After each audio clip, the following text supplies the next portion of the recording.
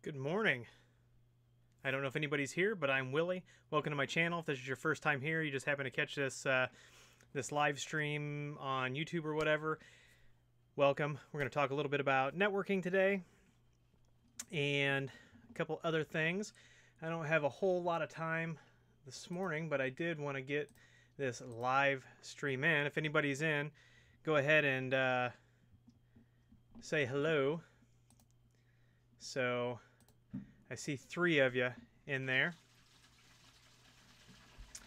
Other than that, now I see 4 people. So everybody, good morning. And hey, Mark. So I think I'm going to come up with a new live stream intro video. Good morning, everybody. And I think what it's going to be is going to count down from like 60 seconds to like 1 minute and then go live. And we'll try to do it that way. So, you know, make sure that you know, you're subscribed and all that good stuff. Now, what I'm going to do is a couple different things today. First of all, I want to show you a few things, and then we are going to switch over and I am going to answer some questions from YouTube. The first thing I want to show you, though, is this little thing. So it's a board. It's like a serial interface that will, if you have a net tool, believe it or not, you can brick a net tool. And I have a net tool that can be saved, but it can't be saved the same way like I showed you in that video where we can do like a factory reset. So I actually need to manually upload a firmware to this, and there's a whole procedure for that, and the guys sent it over to me. And so I also had to get this board that they sent to me. So if you've got a net tool and you think it's like completely trashed out, there is a good chance that it may not be if it powers on. And if you get one of these boards, then you can probably do a rescue. So I am going to do a video on this, and I'm also going to use this to upload a beta firmware that I am testing. So we're going to go from the bricked firmware to the beta firmware.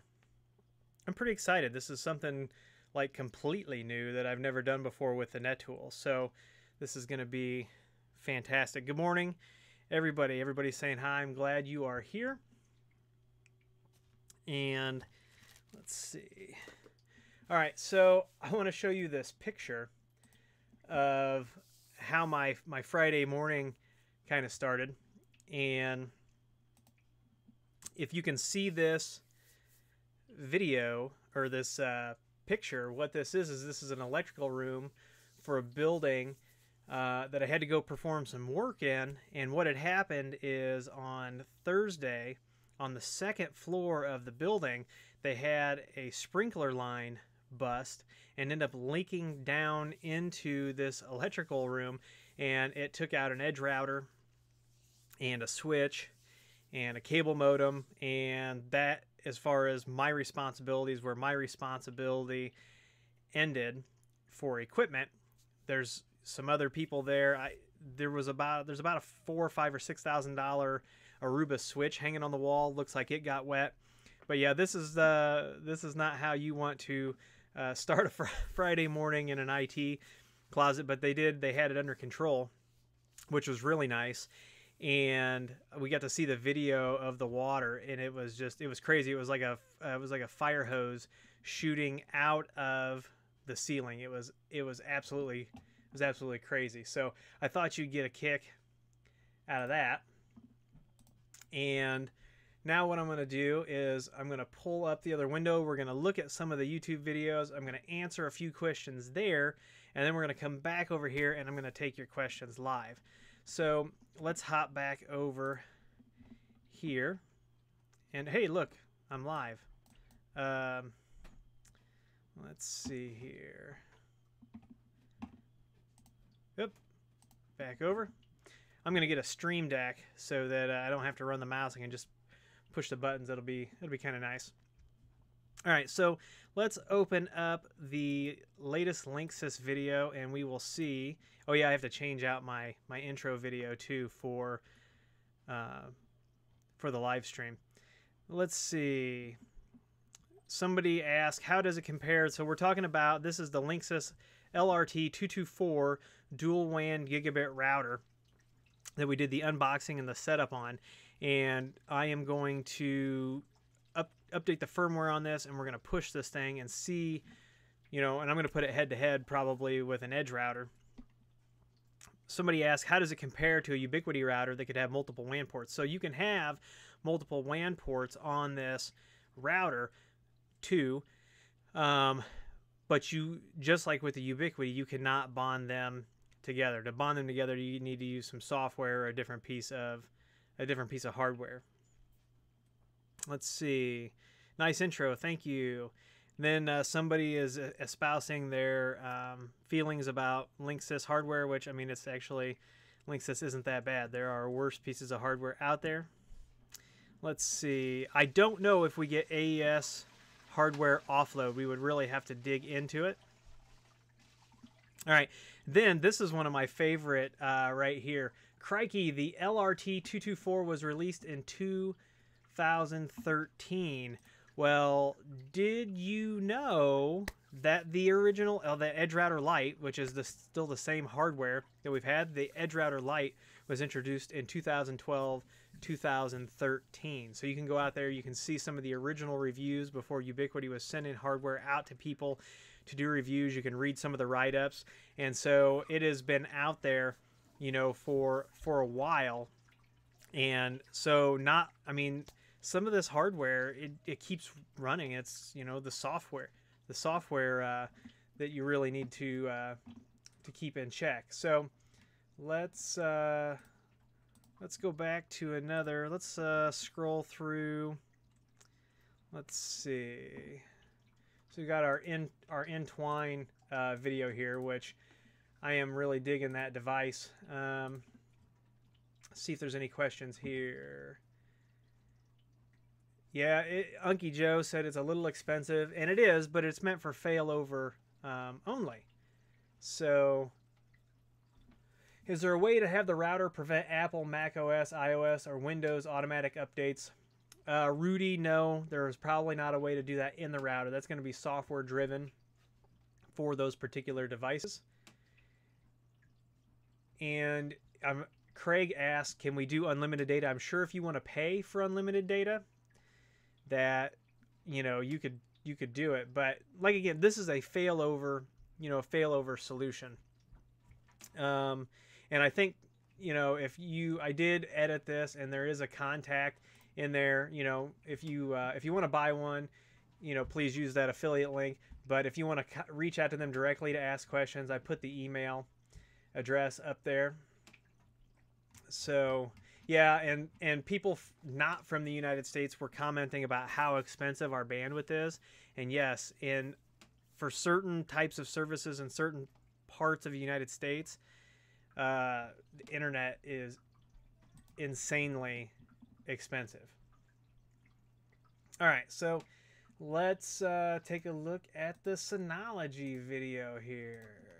See if there's any questions.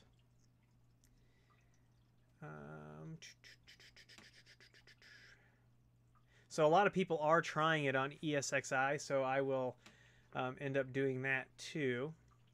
And then Jeremy Leak asks, is active backup for business supposed to be available for all Synology models? No, it is not. And for the active backup for business, if it's not available, you may have active backup for server. And you can hear people calling the dog there. So, and I don't know if there's any silent deployment for the software for the agent. That I can't answer. So, all right, what else do we got? You know what? Let's go back over to the live stream. All right. So, IT Security Home Labs says, how often do you not have internet at home, and is the failover really worth it if you don't work from home? So, if you don't work from home, it's going to depend on how bad your internet addiction and your social media addiction is. I can live without internet unless I'm trying to upload a video or I have to work.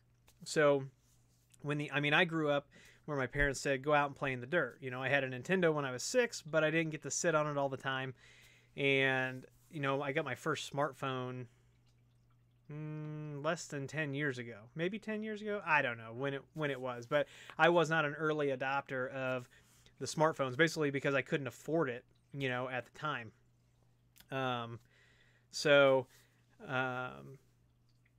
IT Security Home Labs.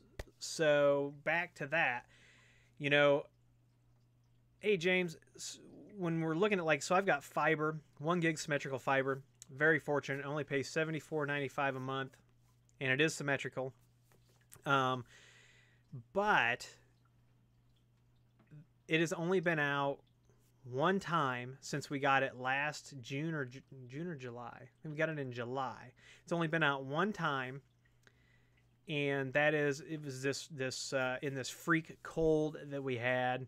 There was some pretty bad stuff that went down with the power company, and so, you know, it was really an unavoidable outage, and it has been totally reliable since then. Smarter Money, hey Willie, I'm in Peoria for work weekend. Oh, Smarter Money, what do you do? And if you don't want to say, that's fine. Hi, Willie. Do you also make hack tests from outside to check security of some networks? So, yes, I do offer security penetration testing. I actually have 2 quotes out right now, and both of them would get an appliance. I create an appliance, and I ship the appliance on site. One is a desktop form factor that would go in. The other is a 1U rack mount server. And I'm going to do a video. I'm not going to give you all of the secrets to all of the software, but I will give you a general idea of how I build it. And then I'm going to ship it on site. So that will do all of my internal testing. And it's one of those boxes that'll create an open VPN connection back to me, so I don't have to punch holes in the firewall. And I'll be able to control that box remotely. And then I also have a software package that I use to do external pen testing. And there's about a 15-page legal document that comes with that service, so that, you know, we're all on the same page and we understand that things happen. We try not to take you down, but you want thorough testing. And if your software has problems and we take it down, then we are not, you know, held liable for that. But let's see, what else? Oh yeah, so back to IT Security Home Labs in the beginning. So if you don't work from home and you're not running a business, is it worth it? I mean, I don't know. That's really kind of up to you. So what were the first few IT certs you attained, and were you always a networking guy? So I've always dealt with technology, and my parents embraced that and kind of nurtured that. So my entire life I have had my hands kind of on technology. The very first cert that I worked on I was actually in the very first class of the Cisco Networking Academy, where they set these labs up in high schools. So while I was in high school back in the 90s, I actually went from one school to another, and we did the CCNA stuff. And when I first did my CCNA, it was all routing. There was no switching. So like when you sat for the exam, it was absolutely all routing. I don't think there was any cabling, and there was all OSI model stuff. So now if you go take the CCNA, there was subnetting too. So now if you go take the CCNA, I suggest taking it in two parts, CCENT 1, CCENT 2, or CCENT and then ICND 2, whatever they're calling it now. Because there is a lot more. There's wireless, there's switching, there's all kinds of stuff in the new cert. But the Cisco stuff is where I came back from, and I do dabble in some programming, but I've been doing security for the last 10 years along with networking, and I've also been doing voice over IP. Cisco was the first voice over IP system that I managed over a decade ago. It was when the old call manager ran with Microsoft Exchange and all that good stuff. So Michael Schneider, no more UCM videos from you. Yes, there are going to be new UCM videos. I have the new actually have the new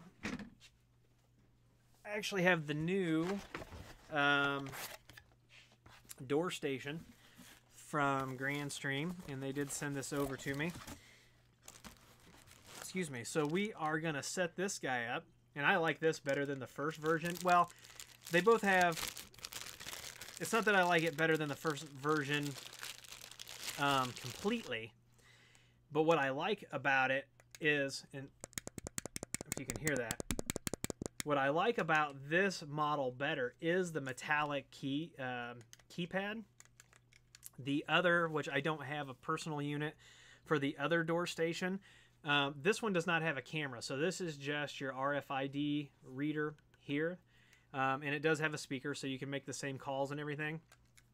But I wish that they would change the other model that is already out. This one is, I get the model numbers confused. This one's the 3705 and maybe the other one's the 3710, but I wish they would revamp the 3710 and put these the metallic keys in there instead of the white. Now the other thing is, I don't know if these are backlit. It looks like these could be backlit. We're gonna find out when we set it up. But no, I am actually gonna do a start to finish setup for the UCM, just a basic video on how to get things going. One of the trickiest things that I found about this for people who are new to these types of devices is that they find wiring these types of devices sometimes very confusing and very challenging. So I'm going to do a video on how to wire this. There'll be one video all by itself. So we'll do the review and all that, but I am going to get this hooked up. We're going to get it hooked into the system here. Now, I don't have an electronic lock on my house yet. When we look at doors and things like that, maybe that's something I'll add, but I am going to at least show how to set it up, talk about the options that you have, because I do use these in production and they work really well, and they can unlock with a standard electric strike where you interface with the wiring directly, or they can use DTMF tones and send it to a system that recognizes those to do an unlock. So this is really nice. But no, Granstream videos coming, Yaystar videos. Those are the two platforms for voice over IP. And just so you know, Yaystar is more expensive than Granstream. I actually somebody reached out to me and wanted me to do a Yaystar quote, and then explained to me, and by the way, I don't handle the hardware myself. All the hardware, you purchase it, it's drop shipped to you, then I configure it. But they wanted a Yaystar quote, and I did not want to provide the Yaystar quote in this situation because I felt that it was too expensive for what they were asking for. So there was no reason to spend, you know, that kind of money. So there's always going to be some give and take about you know, which products we choose. But those are my two. You know, in Granstream is extremely flexible. You know, word is, now don't take this for gospel, but word is that they are going to have a system soon where we can manage all of our UCMs that are remotely deployed from a single pane of glass. Yaystar already has that. Granstream needs to get that going. So and I would also like to be able to run the Granstream PBX on my own hardware, but with the partnerships that they have with other PBX manufacturers, I don't know that that's going to be a reality. You know, some of these companies have to walk a fine line, and you know, Granstream's one of those companies that has to walk that fine line where they don't want to upset all their partners and lose all their ATA sales and, you know, all their phone sales and lose their certifications and things like that. So if they came out and they had a direct competition like that, it could cause some problems. So I don't know if we'll see that. And the UCM is a great product, but like I said, I would like the ability. And maybe we take one apart, we hook into the console port, we figure out how to. I don't know. I haven't opened one up. I don't know if the memory that's in there is a compact flash card internally. I don't know if it's soldered to the motherboard. I do have a 6102 that I could take apart, and we could see if we could create a virtual machine out of it. It probably wouldn't go over too well with Granstream, but it'd be a fun thing to do, right? Patrick asks, how do you think 5G will change the face of failover devices and business internet in general? Patrick, that is a fantastic question. So I've been doing a lot of reading, and I actually had a chance a few weeks ago, actually in December, to have a pretty lengthy conversation with our Verizon rep, and 5G is definitely going to be a game changer. They are going to have to install a lot of micro pops, and what he told me is that just in the city of Chicago, there will be more micro pops than there are cell towers nationwide, because these things have to be so dense, because we're talking about getting a millimeter wave and all this other stuff. So it's going to be really interesting to see how that rolls out, but everything's going to be connected, and so you're going to get super fast speeds if this pans out. But from a police department side, one of the things that we were talking about and that he was talking about was that I believe it's Samsung has bulletproof vests that are connected. They're also then connected to a watch, which is then connected either to a cell phone or directly connected back to HQ. And if the bulletproof vest takes a hit, that it is immediately registered, and it knows the watch is then measuring vitals of the officer, the military personnel, whoever's wearing it. And these devices are all instantly talking, and they're calling command and doing all kinds of always connected instant communication type thing. So it is going to be interesting to see how it rolls out. It's going to be probably expensive. He did tell me that they expect that when the 5G rolls out, there will be no more data caps, and that the price is going to be the same as LTE or cheaper. So I don't know, exactly how, that's going to work out. I had an itch there. Didn't want you to think I was picking my nose. So we'll just have to see how it works out. I'm really super interested about 5G, because right now I would rather see fixed wireless providers, WISPs, get the upper hand, and these smaller companies that can provide better customer service get to these folks remotely. But it's even a challenge for them. But a company like Verizon, they can roll fiber down a road and not think anything of it. But a smaller company, it takes more resources and things like that.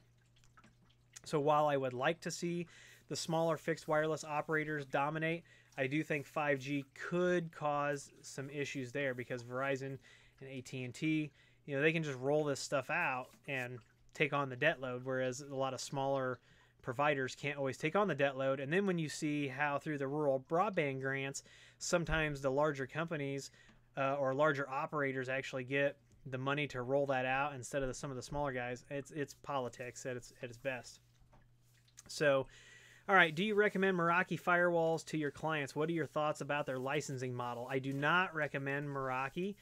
I have worked on Meraki for clients that have Meraki.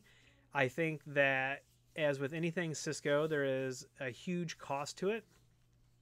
So, but if you want a cloud-connected firewall where you can have multiple WAN IP addresses and all those bells and whistles, then the Meraki could definitely work for you. So, yeah, Thomas said if you want to work as a contractor, so we've got somebody asking about certifications, and I don't know that Cisco certs are still king. Cisco certs are definitely going to give you they'll give you a decent foundation, but then they'll be heavy on the Cisco once you get past kind of the basic certs. But if you want to be a Department of Defense or civilian, well, if you want to get in with DoD, you're going to want A+, Security Plus, and Network Plus at a minimum, and then you can take some of the other specialized, like the CCNA security, CCNA. There are a lot of these different certs that will meet those requirements. Yeah, Meraki is definitely too expensive, and it is a part of doing business with them. But here's the thing with Meraki is, and Sean's actually in here. Sean Woods, does Meraki give you a warranty with the hardware? So if that piece of hardware takes a dive, will they send a new one to you? I can't remember what the answer is on that. It's been a while. I was looking at some Meraki licensing, and I thought about doing some of the webinars just to get some free free lab gear, and we could stand it up and see how it, how it works with everything else. I don't know, they may not even send it to me. So I did so I did an open mesh / dado, whatever you want to call them. I did a webinar, and at the end of the webinar, you are supposed to get a free open mesh access point. It was a Wave 2 access point. Everybody who was there was supposed to get one. During the webinar, I kept asking questions like, can we host the controller ourselves? How does this compare to this? How does this compare to that? How do you do this? Why do you do that? I probably asked more questions than everybody else combined. That's what I do. That's how I learn. I ask questions. If you are given an opportunity to learn and you don't ask questions where you don't know something, you've not completely wasted your opportunity to learn, but you could have had better success with that opportunity to learn. Well, I think as a result of me asking all those questions, especially the comparative questions, they elected to not send me my free access point.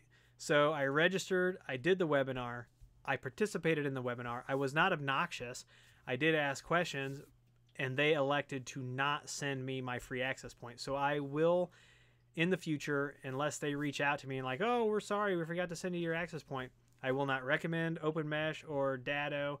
I will not, and don't think that this is like something that I did last week. I did this like in September, and they still haven't sent me my access point, and they have all of my shipping details. So I'm pretty sure because of my questions that they elected to just not send it to me, and that's fine. So I will not recommend their products.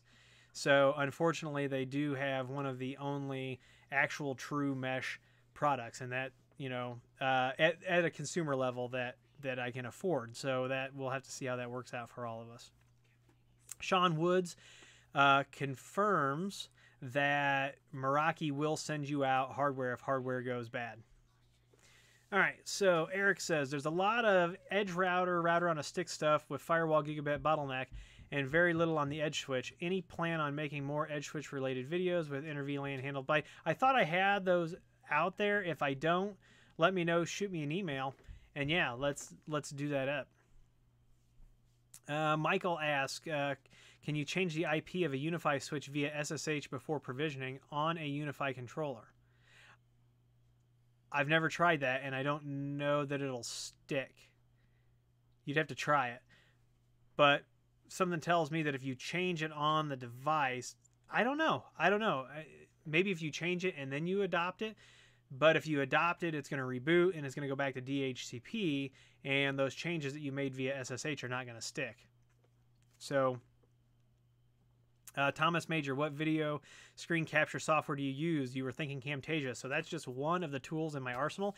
I have tried a dozen different screen captures. So once in a while, you'll see a video and it looks really clear and really sharp, and it'll be a different piece of software, but maybe the audio's blown out or we've got some other issues. So I am currently have not landed on a piece that I'm using long-term right now. I'm doing a few different things for screen capture. David says, if we could have gotten Meraki and Cisco ASAs to play nice, would have kept it, but it was one or the other and constant issues between the two, which is strange considering they're one and the same. David, you would want to think that they would have some assurance that those devices would work together. When are you going to draw another cap? John, I'm not sure what you mean. Can you clarify that? Moondog says, I was on a sales call with Meraki and they could not compare to UniFi and Edge equipment. They tried to say they were cheaper TCO than Ubiquiti. Yes, and all of the Cisco evangelists that are out there. So we are evangelists for Synology, Ubiquiti, Granstream, Cambium. You know, we are evangelists for them. I do support Cisco, but I'm not out pushing. You know, I'm not that evangelist for Cisco. But what I've seen this in videos recently, because there are some pretty popular Cisco YouTubers, and I've seen it in writing where they are saying that the TCO is cheaper than Ubiquiti. I've even had some comments on my videos where people are trying to say that the TCO is cheaper, and it's just totally not true if you look at real TCO. Jason says, when you change it, the controller changes the password to what it is set in the controller. Not sure what we're talking about there. When are you going to do another Synology video? I'm trying to work through a rotation and get that figured out, but it is going to be very soon, so stay tuned. Now, you guys, seriously, you blow me away all the time. And I'm over 34 subscribers. Like, when I started this YouTube channel, like, it was me and a notepad, no audio, and like I was filling a gap, a need, you know, that people wanted to see how to set up some of this stuff. And I'm so thankful for all of you. Like, I really am. Over 34,000 subscribers. And without you guys, I wouldn't want to do this. I wouldn't have the steam to do this. Reolink reached back out to me. They really liked the video that we did on Reolink. And they sent me a couple of these new Reolink C2 Pro cameras. And what I'm going to do is... hold on, I want to address this. John says, we are still waiting for the video of how to improve your Wi-Fi configuration on Ubiquiti devices. John, I'm not sure what you're referencing. Are you wanting a video to like show you like how to down to the nuts and bolts, like how to deploy Wi-Fi from scratch and tune everything? So, I mean, that would be a really long video, and each site's going to be different. Hey, Jeffrey Collins, there is a 10% discount code for NetTool if you go check out my videos. But John, like, every site's different. Like, I can do a video on how to do some things. I did do a private webinar where we went over some of the stuff with Ubiquiti and went over some of the tools and stuff like that. But you know, it takes a lot of time and a lot of energy to produce some of this stuff. And I do consulting as well. I perform consulting. I offer consulting services as well. So, you know, I don't always have the time to sit down. Now, if I was a sponsored channel and I had monetization and my Amazon shop was awesome and I was making all kinds of money, you know, where I could just give everything away and I didn't have to do, you know, the consulting, then that would be a different story. That would also probably piss off a lot of other consultants. But you know, this is time consuming and I have to look at the value of everything altogether. Plus I'm a family man too, so I have to spend time with my family. My family comes first. So, you know, John, if you're looking for something specific or you need some consulting and you want me to reach out and teach you how to do that, that is something we could schedule a class on one-on-one, or we could do a group class and take it even further than I did in my last private webinar. But there are going to be more webinars coming up, and those are private webinars. I'll put a video out and a trailer for them and all that kind of stuff and get everybody signed up. I plan on doing like one a quarter, and they're going to be, you know, they're a minimum of 2 hours long, and kind of got our feet wet in the first one, trying to figure out what people want. Sent out a survey, got about 50% back on the survey, just trying to figure out, tweak it, make sure people are really getting the value for the money there. But yes, and thank you for all of those folks who do reach out. I appreciate that. And for everybody who's here, and you know, you have to have thick skin to be on the internet because you know, when I see a comment that's starting out negative, I just go past it at this point. Every armchair expert in the world can create a video better than you, and they are more knowledgeable than you, but they never put out the video. So that's, you know, and, you know, those of you who are supportive, thank you. But you can go back and you can look through the comments on the videos. There's a lot of criticism, and I just don't address it because it becomes very toxic, and then you want to respond, and then you have to stop yourself from responding. So I'm at a point where if you ever watch Joe Rogan, he just tells you that you you can't read the comments and you can't respond to them. And he's absolutely right. You got to drop the mic and you got to move on, and you got to keep going. So anyway, yeah. Oh yeah. So we could do a best practices. Yeah, just a general best practices video. Yeah, I could absolutely do that. Sean, shoot me an IM or ping me on Hangouts or whatever, however you and I communicate, or shoot me an email, and I will actually work on that video. We will do that. And Sean can attest to the fact that yeah, Sean can attest to the fact that the radios, no matter what system we're using these days, radios are horrible at guessing where they should be in the spectrum and power. Very horrible. So eventually AI is going to get us there. I'm sure every manufacturer is working on AI to figure that out. But right now, you're best to do it manual. And we'll do that. So back to coming up on 35,000 subscribers. I want to definitely thank all of you. And so Reolink sent me 2 of these. One of these, I'm going to do this video. And then when we get to 35,000 subscribers, this camera will be unopened and it will go to the winner. And it's, we'll probably do it just on a live stream when we're getting ready to roll over that 35,000 subscriber mark, and we'll just give it away, and I'll ship it to you. What I'm gonna do real quick is I'm gonna look and see where we're at. Let's see. Let me get to a live subscriber count. Let's see here. All right, so we were at 34,216. So thank you to everybody, because honestly, I mean, if this number was still at 500 and maybe people were like requesting these like niche videos, I would still be doing it. But thank you to everyone who has gotten us here. Thank you to everyone who uses my consulting services. You are all truly amazing. Thank you to everybody who uses the Amazon affiliate links. Thank you to everyone who's a patron. And, thank you. Yeah, John, I will be, I'll put out info on that on the next webinar. So, but we are going to, you have to, I can't wait to give this away. I'm going to open the other one up. This is different than the cameras, but they sent me 2 of these. And I'm also looking for some other, I've been asking for swag from vendors to be able to give some swag away. So, and Paul is right. You have to be constructive in your comments, provide a positive solution with the critique. Yeah. And if you go out and if there's a way for you to look and see at the comments that I leave, when I leave comments on videos, I'm never just like, bah, bah, bah, bah, bah, bah, I can do this better and you're doing this wrong. And, I generally walk away from a video. If I don't agree with it, I just leave. I just don't deal with it. I don't get into the negativity. Why tear down people who are out here trying to do things unless, they're tearing, and even if they're tearing you down, just walk away.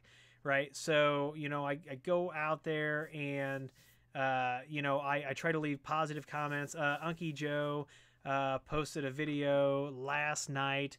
It was a cup of Joe. I thought it was great. I thought it was absolutely fantastic. And so I left a couple, positive comments. And one was about how Exchange server's a mofo. Because I'm actually dealing with an Exchange server problem right now where we've got one older server left, and even though it doesn't have domain controller, it's not the main domain controller for Exchange. When you go into Exchange and it's not listed there, if I shut this server off, Exchange freaks out. So that's a problem that I've got to work through this week because that server's got to go because we are upgrading Exchange. And last night I was working on an Exchange server that wouldn't let anybody into OWA, 385 mailboxes, and it was like, nope, sorry. So I turned the old server back on, and we got to figure it out this week. So, hey, Steve. And William Kuhn asks, Willie, what are your thoughts on Cambium point-to-point and outdoor access points and their cloud console? I'm glad you asked because I have those devices. and we are going to be testing those devices. Now, we don't have the latest, greatest outdoor equipment from Cambium, but we do have some of the other fixed wireless stuff, and I do have the outdoor.